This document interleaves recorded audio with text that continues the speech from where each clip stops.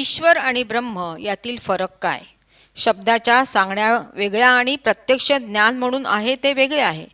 एक माणूस एका साधूकडे गेला आणि नमस्कार केला. साधूने आपल्या वाहना त्या माणसावर टाकल्या. त्या माणसाने त्या वाहना घेऊन पूजन चालू केले आणि लाखो रुपये कमविले.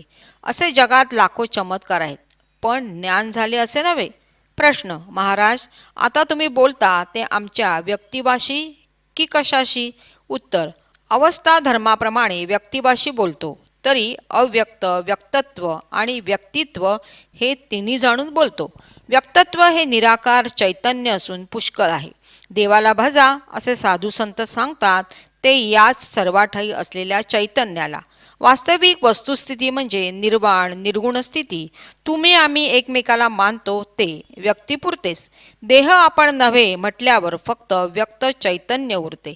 नाहीतून आहे निर्माण झाले आणि आहेतून हे सर्व नसून निर्माण झाले. व्यापक म्हणून जे आहे ते बहुगुणी बहुव्यापार आहे. तुम्ही असल्याचे ज्ञान दशांगांचे आहे, पण ते पंचभूतांचे आहे. तुम्ही आपल्याला व्यक्ती मानता म्हणून ते तुमचे आहेसे वाटते. मातीचा कान जरी असला तरी तो पंचभौतिक आहे. तुम्ही आपल्याला कोणत्याही आकाराने व्यक्ती मानता तोपर्यंत इच्छा आशा वासना राहणार. तू असलेल्या ज्ञानाच्या आधी तुझ्याकडे व्यक्तत्व कुठे आहे? तुला व्यक्तत्वाची पूजा करायची आहे, म्हणजे तू असल्याच्या ज्ञानाचीच पूजा करायची आहे. ते व्यक्तत्व तुम्ही मापाला टाकले आहे. स्वतःला देह समजून, म्हणून तुम्हाला भय भीती आहे. तुझ्या व्यक्तत्वाचे गुरु म्हणून ध्यान करशील तेव्हा तुझ्या व्यक्तत्वातून काय काय निर्माण झाले त्याचे चमत्कार तुला दिसतील. याचा अनुभव ध्यानयोगाला दृष्टांत म्हणून येतो.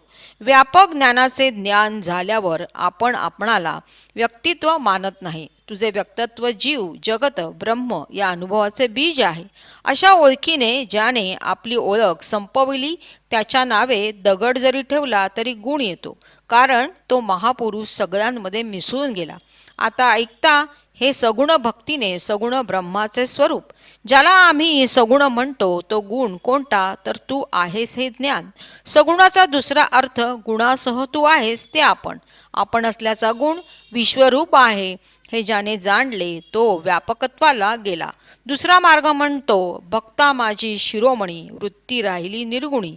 एका अणुवत बीजात एवढे विशाल जग कसे राहील? म्हणून सर्वच मिथ्या. तो भक्त निर्वाण निर्गुण परब्रह्म झाला. जिथे काया आणि गुण नाही तिथे पंचभूते वगैरे काही नाही. प्रश्न: महाराज, ईश्वर आणि ब्रह्म यातील फरक काय? उत्तर: दोन्ही शब्द काढून टाका, मग फरक निघून जाईल. आत्मगुण हा विश्व बीज आहे. बघताना त्याच्या कल्पनेप्रमाणे जे साकार देवाचे दर्शन होते ते या आत्मगुणातून निर्माण होते. अतिश्रद्धेने अतिप्रेमाने किंवा अतिभयाने दर्शने घडतात. ज्याचे दर्शन घेणार त्याचे बीजरूप दर्शन घडते तेच आहे. भक्ती करणारी जी ज्ञानशक्ती तिच्यातूनच ऐकल्याप्रमाणे कोणाला कृष्णाचे दर्शन तर कोणाला रेड्यावर बसलेला यमाचे दर्शन होते. ज्याला हा यम दिसला त्याच्या जाणीवेच्या पैशातून तो निर्माण झाला. याचा उल्लेखच आहे गुणमाया. तुम्हाला दिसणारे जग तुम्ही असलेल्या ज्ञान या गुणातून दिसते. प्रत्येकाचे जग निराळे, पण सगळे मिळून एकच आहे.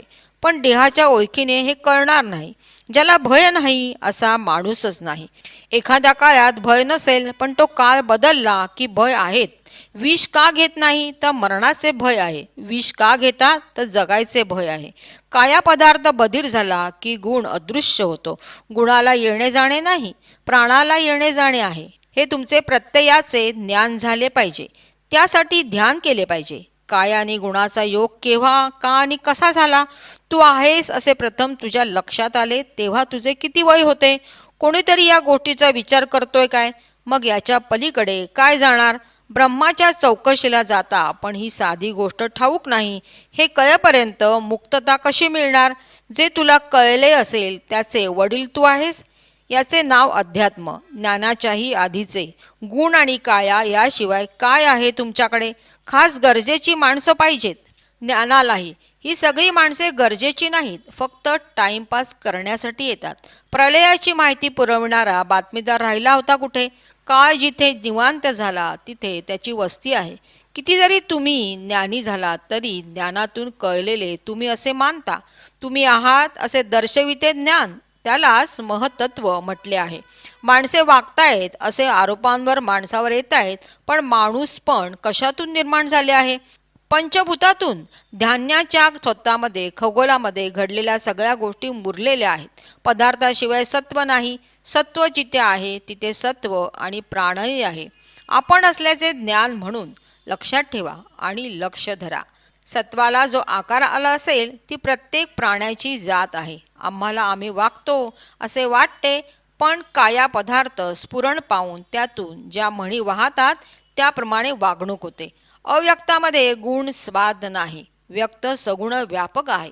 सत्वगुणातील सत्व आकाराच्या आधाराप्रमाणे जाते, पण ते स्वतःला माणूस, बैल, गाढव असे त्या त्या आकाराप्रमाणे मानते.